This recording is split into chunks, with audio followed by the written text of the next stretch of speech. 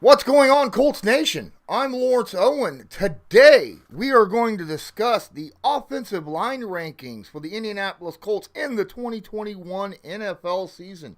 Before we get into it, though, I just want you to know that we have, not necessarily a sponsor, but there's a platform I'd love for you to go check out. The link is in the description. Please go check it out.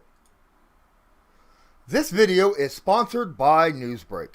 Newsbreak is an app used over 1.5 billion times a month by people just like you to get local news via articles or videos by those who are focused on that specific area.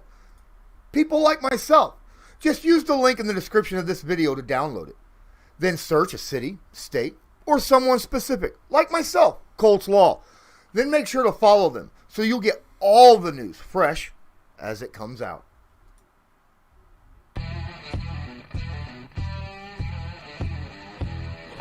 All right. So I guess now you understand what the plan was. Absolutely. At Colts Law, we talk Indianapolis Colts football. We're going to stick to what we know, fundamentals and technique, 1% better every day.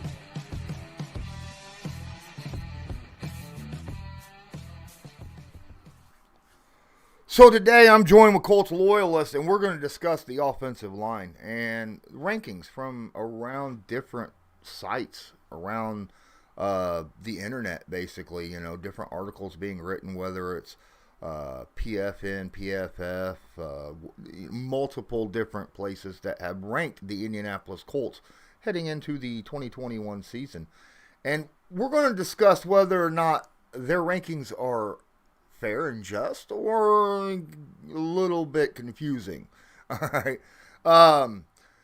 Loyalist, we had a weekend. How was yours? Amazing. My back started feeling better, which is always a big plus.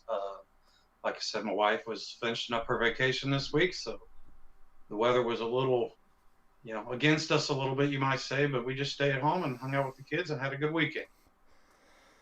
Joe Schmidt, Avery Watkins, what's going on? Guys, please don't forget to smash that like button, hit subscribe if you're not subscribed, and tag that notification bell so you are notified next time I go live or upload a video. And I promise you, I will be uploading a lot of videos now that I am part of the Newsbreak platform. Okay, so keep an eye on that. You're going to want to check that out. All you got to do is click that link. It's free, right? And then go and follow me. And then you will get basically like these things that we're doing right now.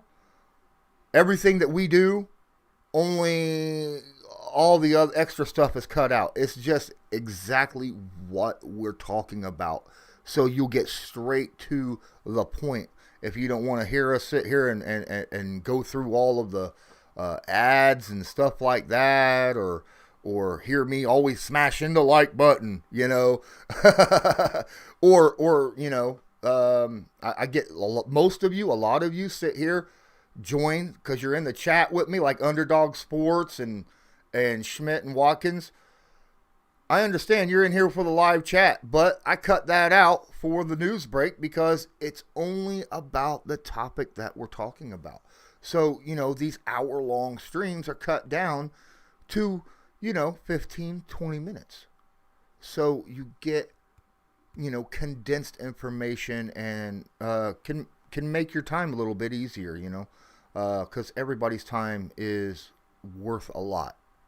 I get it and I understand it. I feel the exact same way. So, with that being said, the offensive line for the Indianapolis Colts, we're bringing back four starters, right? And there's nothing to say about those four guys, as that is a solid unit, from left guard all the way to right tackle. When you got Quentin Nelson and Ryan Kelly and Mark Golinski and Braden Smith, those are four very solid guys that have been playing together now for 3 years and haven't missed much time amongst each other. They know each other very well, and it showed year after year, and they just keep getting better and better and better. Now, the big question mark this year obviously comes from the retirement of long-term left tackle Anthony Castonzo and the replacement there. That's where these offensive line rankings comes in. And we need to know, hey, what's up with that? What are your rankings, and are they fair? What are your thoughts in general? You go back and you think about the offensive lines of the last year, and then what's happening right now. Where do you feel personally that the offensive line is ranked in the NFL between the 32 teams for the Indianapolis Colts? For me, I can't imagine us being anything below the top three. Like I said, I don't ever like to sit there and say a clear-cut number one because, any given day, but I think once you start talking about the Clevelands and the New Englands, and I really think that we rank either above or right at the mix with those teams. All right. I'd say without Anthony Castonzo, depending upon how the left tackle shakes out, no lower than fifth. I don't see how the Colts, because the interior of an offensive line is so important, especially when it comes to the run game, and the Colts are built around the run game. Even with Carson Wentz, most people expect them to be built around that run game with the plethora of talent that the Colts have in that stable. So I don't think we can be considered less than fifth. So let's get into where some of these rankings and some of these guys have. But before I do, guys, don't forget, description right here of the video, right below me. Just open that up, click it. Obviously, you see the super chat. It's highlighted with asterisks and stuff. If you want to do a super chat for this video, please use that link instead of YouTube. I'd appreciate it. That's one way you could help support this channel. Obviously, the Newsbreak app is also there. That is a massive way that you could support this channel by downloading that app and following me. You could support this. Huge help right there. All in all by itself. And don't forget my Patreon, $5 a month. Get all of my stuff. And $5 a month ain't that much. I'd really appreciate it. I'm going to be uploading specific stuff for that as well. And then, of course, there's my merch shop. Make sure to check out the Colts Law merch shop. The link is in the description of this video. There are a ton of high quality, reasonably priced items there that you can choose from. And all you got to do is just click one button, and you can go and check out all these great merchandise items. So when we get into the other rankings, PFF, obviously, a lot of people like to run into PFF and discuss them. And with PFF, they have the Cleveland Browns ranked number 1. And I can understand that. I absolutely can understand that. But they have the Colts listed as number 2. Stating prior to last season, we listed the Colts as having the best offensive line in the NFL.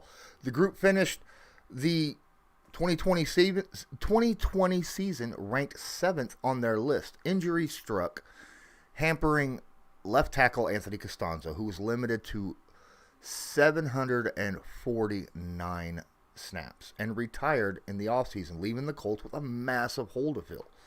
After staying quiet in free agency in the 2021 draft, the Colts settled for former Kansas City Chief Eric Fisher, who's coming off the Achilles surgery and may not be ready to even start the season. When healthy, Fisher is a solid starter. His 80.1 overall ranked 16th among tackles last season. Just letting you know that Anthony Castonzo has been listed anywhere between 11th and 20th in the NFL through PFF from one year to the other. So that's about where he generally ranked as well. Right tackle Braden Smith posted identical 80.1 grade last season, his second straight year, ranking as a top 16 tackle. That's not just right tackle. That's just tackle in general. Smith made the rare transition from college, from guard to the NFL tackle. Has developed into one of the best at it from the right side. Left guard Quentin Nelson may be the best offensive lineman in the league. Period. Just period. Ranking as a top 3 guard in each of his first 3 NFL seasons, Nelson can make every block in the run game and has graded 81.8 or better every year in pass protection. So he is the total package. Mark Right guard Mark Golinski, 67.1 overall grade last year, ranked 24th amongst guards. And you got to remember there are 64 total guards starters in the NFL, and he was ranked 24th. So before you start jumping up and saying, God, man, that is a horrible ranking, 24th, I mean, that's top third. That's not bad. He allowed total 28 pressures, tied for 13th most at the position during the regular season. At center, Ryan Kelly is a dependable option with 2 top 10 finishes at the position in 2 of the past 3 years. Colts will have also built good depth, including left tackle Sam Tevy, center Joey Hunt, and another tackle in Julian Davenport. 25th rounder Danny Pinter is another player to watch after he saw just 103 snaps last year. Colts have one of the best offensive lines in the league again, especially when Eric Fisher is healthy and ready to go. What are your thoughts on what PFF ranked and said about the offensive line for the Colts this year? Everything I heard here, and this is going to be surprising because I don't always agree with PFF, but I am really on board with a lot of what they have to say. I like how, I think with our question mark at left tackle, I don't see how you could ever make us number one. So I'm not mad at that, or And like you said, with Eric Fisher, we don't know if he's going to come back 100%. But I do agree completely about how Ballard has gone and attacked the depth. And there's a player they didn't even mention in the article, Chris Reed. I think he's going to prove to be a valuable piece to our depth also. So like you said, I have no problem, actually very surprised in a pleasant way with this PFF ranking. So moving on to a more controversial ranking with PFN. All right. They have the Indianapolis Colts ranked 12th coming in to the 2021 season. In their article, they said losing left tackle Anthony Castonzo is the only thing that stands between Colts and a top 10 ranking among the best offensive lines heading into 2021. They signed Eric Fisher, who could be an adequate replacement, but he could start the year on the PUP list. That leaves Tevy, Davenport, or Benzinger starting the left tackle to open the season. The remaining 4 are a fantastic combination. Kelly ranks among the best centers in the game, while Quentin Nelson was named PFN's top interior offensive lineman. They are complemented by Braden Smith and Mark Lewinsky, who are both slightly above average at their position. Kelly, Nelson, and Smith had a combined 49 blown blocks on nearly 3,000 snaps. 49 on 3,000 snaps. That's like oh my goodness, that's like less than 0.5%. Wow, no, that's what, 1.4%, something like that. Yeah. Either way, Golinski played slightly worse with 26 blown blocks and had a blown block rate of 2.6%. I'm sorry, if you're good on 97.4% of your snaps, I'm okay with that. All right? If you're good on over 97% of your snaps, I'm not complaining. I'm not. All right? And these guys, 3,000 snaps between the other 3 starters, and they only had 49 amongst all of them? Holy cow. That tells you right there, they know what they're doing. They're blocking on time. They're doing everything right. I think that says a lot, personally, with how I'm seeing what PFN ranks, because the only bad thing they're talking about is the left tackle. And, starting off the season, not knowing if Eric Fisher will be there, drops them all the way to 12th. Is that fair? No, but neither is rank saying that Braden Smith is just slightly above average. Okay, I don't understand how a guy who didn't even allow a sack all year is just slightly above average. I like you said, if you can get 97.4%. Now, you mean to tell me there's 11 teams with offensive lines that have performed at a higher percentage than that? I mean, and I don't understand how they sit there. It's like they say one thing and then they tear it down with another thing. So I'm not fully understanding where the number 12 came in. I would love to ask them. Well, let's look at some of the offensive lines that they have above the Colts, shall we? For PFN, at number 11, they have the Chargers. Yeah, they have the Chargers. I don't think I would put the Chargers on there higher than the Indianapolis Colts. That's just my personal opinion. Green Bay Packers at 10th. The Rams at 9th. Oh, wait until you hear where their number 1 is, okay? New England at 8th. Yeah. They're saying the loss of Joe Thuney is going to be a huge hit, okay? Even though they brought Trent Brown back. Kansas City. They have a whole new group of linemen starting, and they've got Kansas City ranked 7th. They don't even know if they're going to work well together. It's just a bunch of different guys that they pulled from different people, from different teams. They have the Browns at 6th. Ladies and gentlemen, they have the Cleveland Browns ranked 6th. Baltimore Ravens 5th. Fair. Tampa Bay 4th. Yeah, 4th. To be fair, they did a lot better last year with that rookie that they had, you know. The Washington football team was 3rd. Dallas, number 2. And they say that the New Orleans Saints will be the number 1 offensive line heading into the 2021 season. Is there anything about this list that you look at and go, what?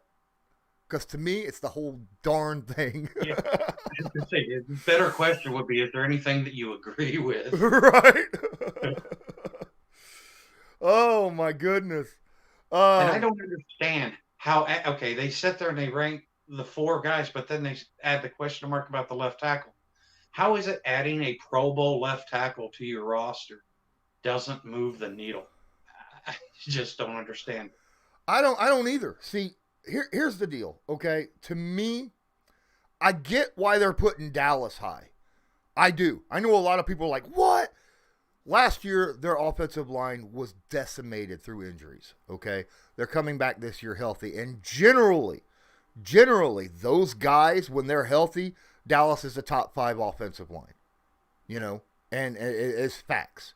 It's just they were decimated with injuries last year and had to move guys in and out. So I get it. I understand that.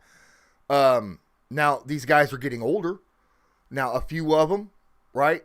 A few of their offensive linemen they have there are younger, but when you got guys like Zach Martin and them that have been in the league, don't get me wrong, love Zach Martin. Him and Quentin Nelson are considered number 1, number 2 offensive linemen in the NFL, period. End of story, right? At least as a Colts fan.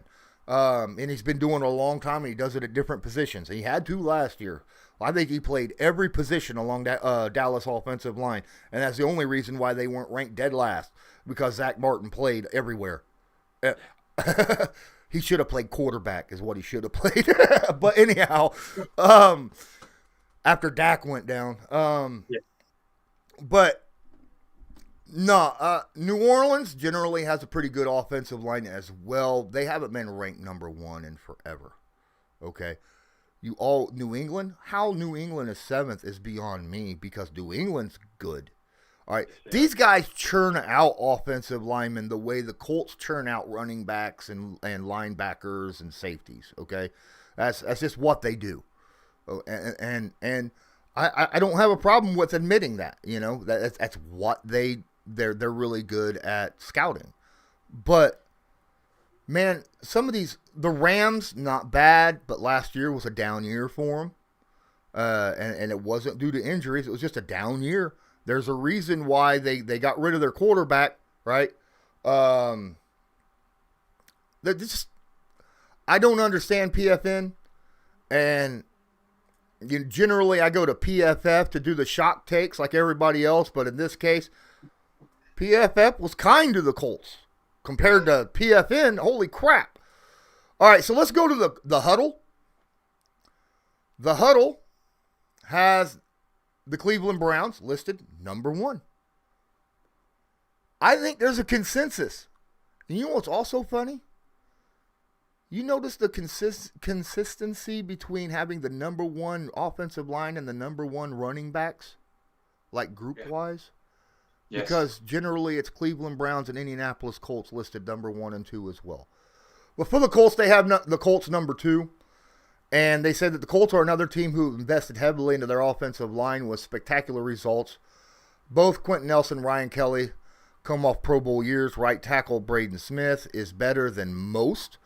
Left tackle Anthony Castonzo retired, left a big hole that will be filled by ex-chief Eric Fisher in a 1-year, $8 million deal. Fisher had an Achilles surgery and may not be ready for the start of the season, but there's plenty of depth on this team to cover until he can contribute because of the guys that they went out and picked up. This is as solid of an O-line as any in the NFL and becomes improved when Fisher becomes healthy. They helped Jonathan Taylor to shine as a rookie, and the Carson Wentz trades a Philly franchise that ranked 32nd in sacks allowed with 65 to a Colts team that was 3rd that gave up 21. And yeah, that should get his career reboot off on solid footing. What are your thoughts about the huddle and what their thoughts on the Indianapolis Colts offensive line, ranking them second? Well, start off, I would say I definitely agree much more with what their take is on things. And I also do like the way that they support with more, I mean, it's not like you hear it and then say, no, that doesn't make sense. Or, are we just doing this for clickbait? I mean, I really do agree with a lot of the points of view that they bring.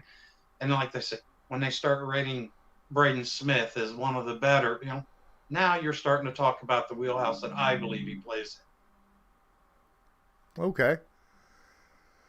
All right. Getting back into this. I'm sorry, guys. I was reading the chat there for a second. It got my attention. And I was like, what? All right, we got an argument in there. But we're going to move on into fantasy.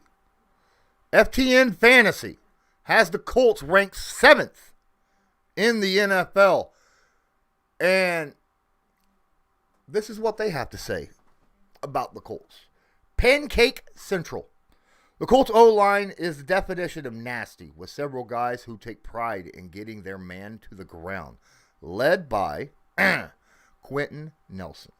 The Colts front office has done an excellent job of building an offensive line that fits the scheme and attitude of the team. If this unit can make improvements in the pass pro this season, they could end the year even higher on the list. The big question here is how fast Eric Fisher can return from his Achilles injury and how effective he will be. As of right now, Sam Tebby likely won't cut it for the long haul. Stat to know, the Colts offensive line generated 1.9 yards before contact per carry in 2020, which was 5th in the NFL. Nice little stat to throw in there. But I don't know. I'm going to get your take, and then we're going to have a discussion about how legit this really is, because I don't like who they have right in front of them. But go ahead. Okay. I mean, 7th for me. I mean, like I said, I'm more of the top 3. I mean, the question mark at left tackle and the fact, but I mean, once you factor in the depth that we added compared to what we didn't have last year, 7th still seems too low. I mean, just seems like, I'll be honest, I haven't read this article, so I'm not sure, where they're listing, and maybe I'm not, because I just don't understand that. What 6 teams have a more complete offensive line, not just with their starters, but with their depth? I mean, I feel like the Colts could honestly put out almost 2 full lines worth of starting caliber, not elite, but starting caliber, linemen. Once we got Reed in here and we got, Julian Edelman, I think can play better at right tackle instead of left tackle. Mm-hmm. I mean, I do see, did I say Edelman? I meant, from the guy from Texas. But like I said, Julian Davenport, sorry about that. Picking him up, I think that he's a serviceable right tackle. But, I mean, if you've got that much depth where you can fill 8 to 10 spots with solid qualities, players that can play, I just don't see how that's a 7th ranked team on the offensive line at all. Well, I'm okay with 7th. I think that's the bottom end of any rankings that you should put because of the question mark at left tackle, right? That's it. Because left tackle is considered the most important position on the offensive line. It protects your quarterback's blind side. And that's where a lot of your right tackle, left tackle, that's where your defensive end pass rushers come from. You got to protect them. So I get it. I understand that. But I'm looking at number 6, and I'm like, Detroit Lions? What? Detroit? Holy mackerel. Okay, so what they're talking about Detroit, despite the brutal 2020 season as a whole, the Lions had a sneaky good offensive line play all season, especially from their left tackle through center positions with Taylor Decker, Jonah Jackson, and Frank Ragnow. 3 decent guys, but I thought Taylor Decker had a down year. How do you have Detroit being 6th? That's scary. And then they got Kansas City 5th. Again, makeshift offensive line. You don't even know how none of these guys have played together one snap in the NFL. What? I can get behind the Green Bay Packers at 4th. That's fine. I think Green Bay's a good offensive line team. They got the Tampa Bay Buccaneers at 3rd. And then the Patriots, and then Cleveland. Now, the consensus says Cleveland number 1, New England top 3. Throughout just about anywhere you go and you read about. And I'm okay with that ranking. I'm perfectly fine saying Cleveland's got the number 1 offensive line. I'm perfectly okay with saying New England is a top 3 offensive line. I don't see how you can sit here and say that Kansas City is a top 5 or 6 team offensive line when like maybe 2 of their guys have played snaps together ever in their career that's starting this year, right? Because they went out and they got a bunch of big names, but they've never started together. You don't know. But the Lions, Matt Stafford wanted out of there and got out of there. If they had a number 6 offensive line in the NFL last year, you would think that he would have been like, you know what? We must have had a pretty decent run game. No, their run game was crap. There's a reason why it was always on Stafford's shoulders, right? Yeah. Swift wasn't doing much. Now, they went out and they tried to help his offensive line, picking up some guys last offseason, but still, come on, man. You can't put the Lions ahead of the Colts. Right? No, not at all. And like you said, we always hear offensive lines based on chemistry, based on, and that's why I can see the Dallas Cowboys or the Cleveland Browns, these lines that have been together, they've worked together. You start, like you said, you start throwing them in. I mean, it just takes time. I mean, everybody remember the big deal everybody was making about quitting from left guard to left tackle? Okay. That wasn't even switching players. That was just moving a superstar over a little bit. And I just don't understand. I mean, and I was sitting there thinking about looking at their quarterbacks. Are they factoring in the quarterbacks and how quick they get the ball away? Because as we've heard and understood through the years, there's a lot more to how your offensive line performs than just how those 5 guys work together. You've got your tight ends and your running. But still, I mean, I just don't understand if you don't have a running game and you don't have a quarterback who's getting rid of the ball at, a Derek Carr quick release type speed, then what is the factor that makes them better than us? I don't understand or agree at all. I don't either. Some of these rankings, I think it's shock value. I mean, having the Chargers earlier, in that one listing ahead of the Colts in offensive line rankings, that's got to be shock value. LA Rams, Mick the Dog, thank you guys for being here. Appreciate you being here so much. And thanks for the little hit the like button. I appreciate that. Please do smash that like button. Hit subscribe if you're not subscribed. Tag that notification bell. I will be doing live or uploads basically daily basis, between me and Loyalist. Now that we are part of Newsbreak, don't forget open that description, check out Newsbreak. If you guys want to help support this channel, help support me and get more stuff out, please go check out Newsbreak. Download the app for your phone or your computer, iPad, whatever that you use to watch these. It's a great tool. It's basically you get the same thing that I get here, only I cut everything out. Okay, we cut all the excess stuff out, and you just get the news portion, basically what we're talking about. All right, so an hour stream that we have is cut down to 15, 20 minutes, and you know it saves you a lot of time. You get the information that you're wanting to get out of us for the whole reason why you're here. Joe Schmidt says rankings are all clickbait. Yeah, a lot of them, mostly in today's day and age, it seems like that's basically what it is. You know, you go on YouTube and you see clickbait stuff all the time, you know, and that's all it is. And a lot of times the titles of videos are clickbait, just straight lies, right? Straight lies. Like it'll say, Stephen A. Smith says the Colts have the worst offensive line in football, and either Stephen A. Smith ain't even in the video, or he doesn't even talk about the Colts, you know? Yeah. I mean, so it's awful. And I've heard multiple times where these guys sit there that make these lists, and they're like, they say, oh, well, I started making lists, but I didn't know where to put them, so I just stuck them in the middle.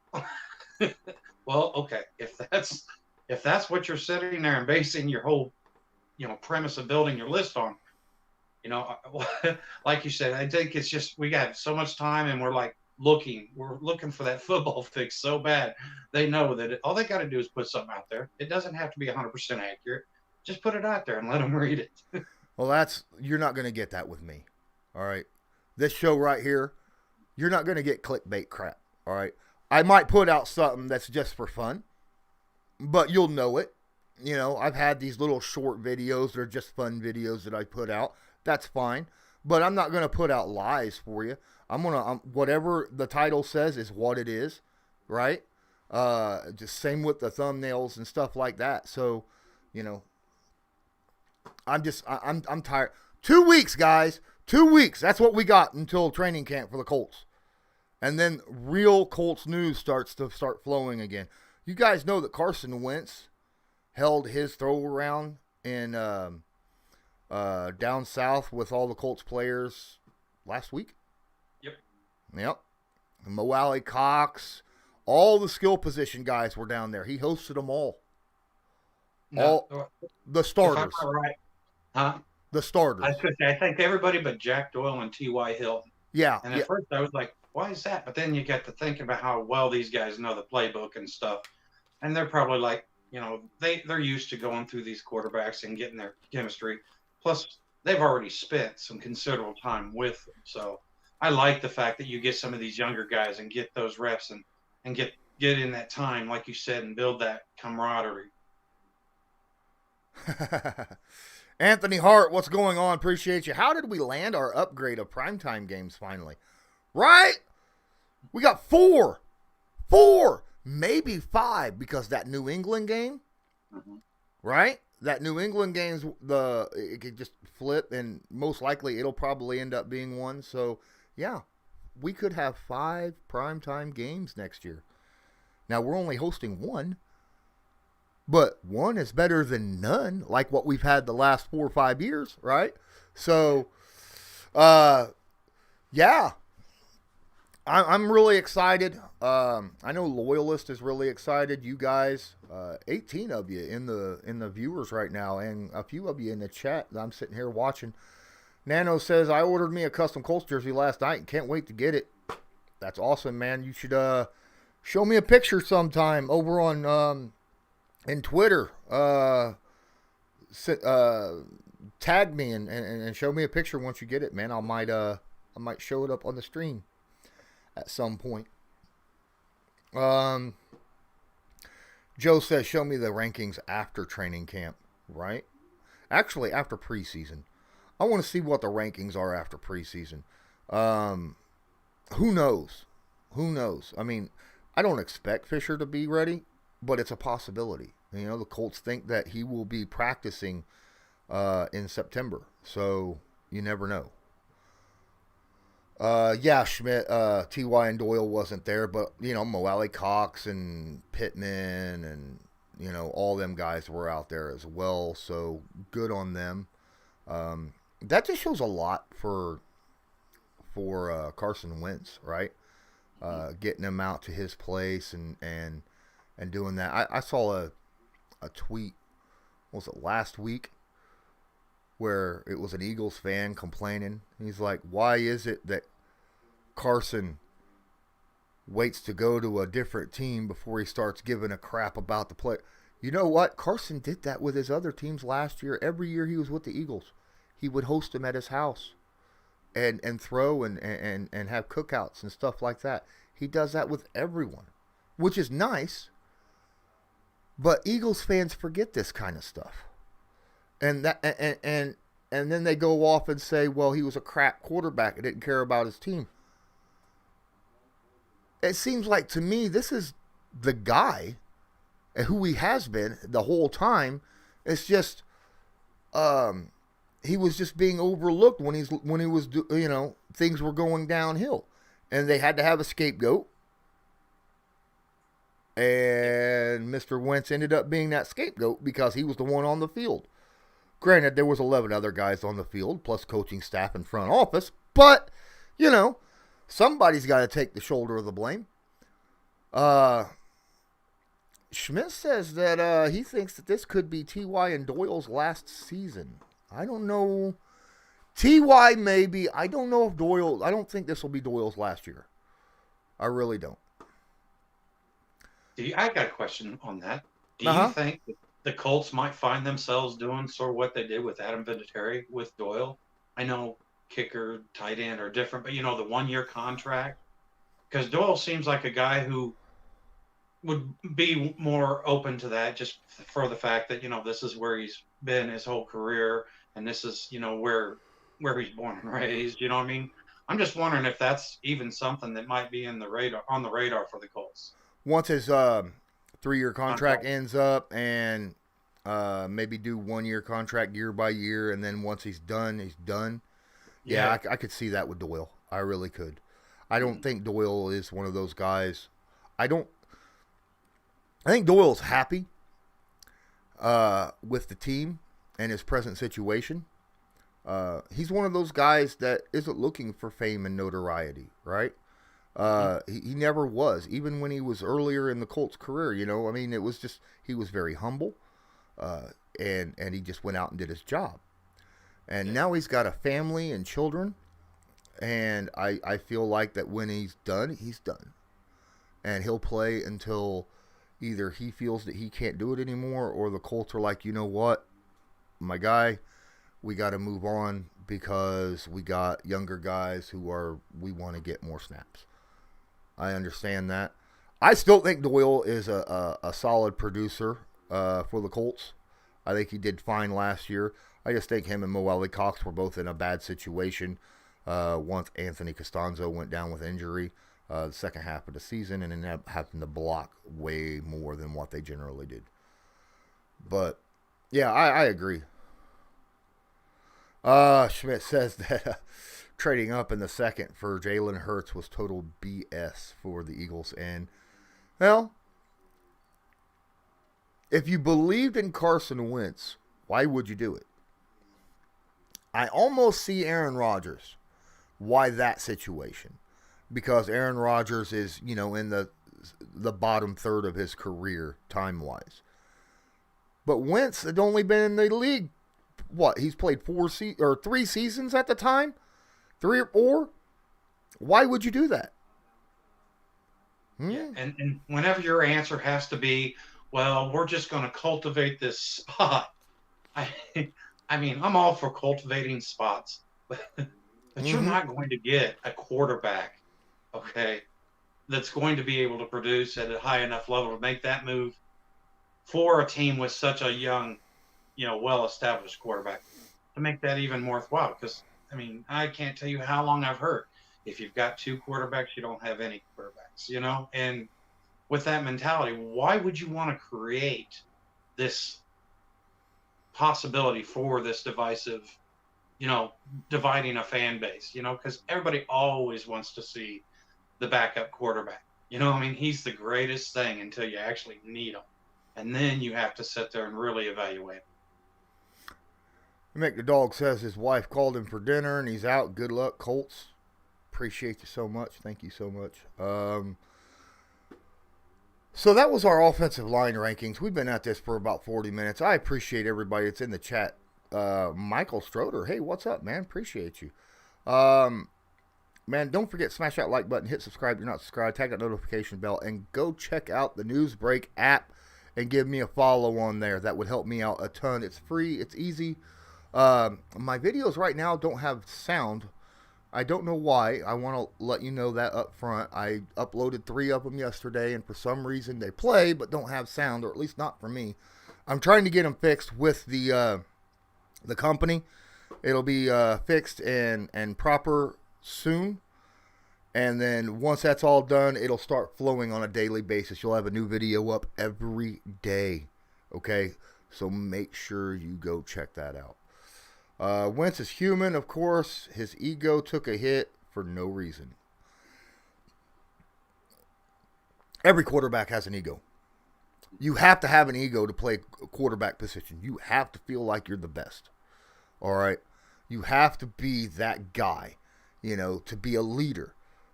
I believe you have to have some sort. Now, it depends.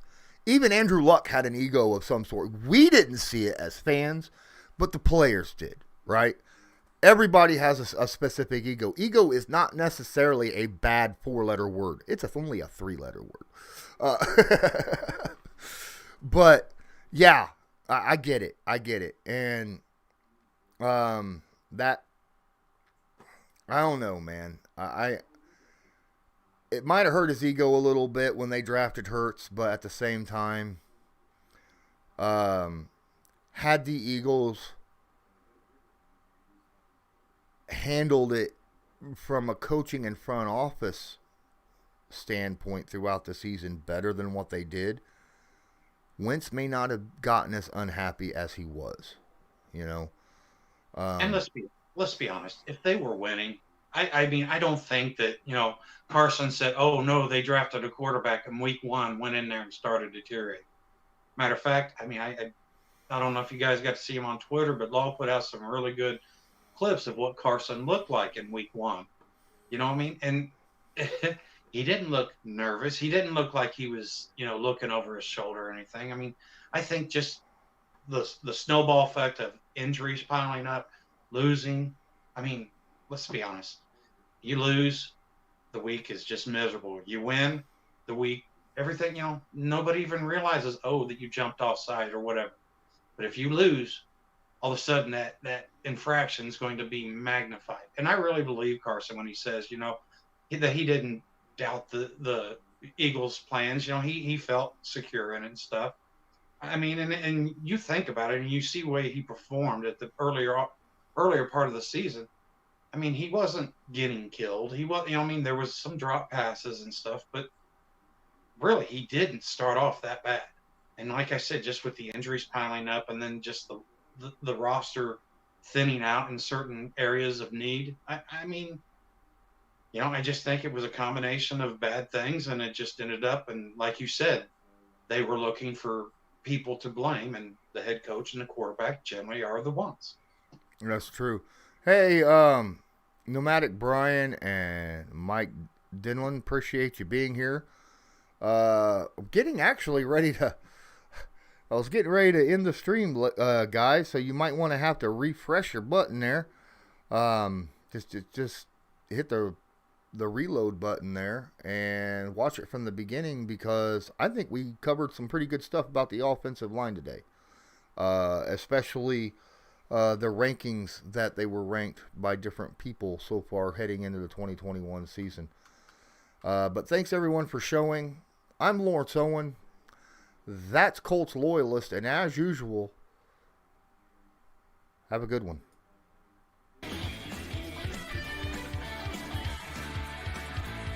Just because a player's not a household name doesn't mean we can't make him a household name.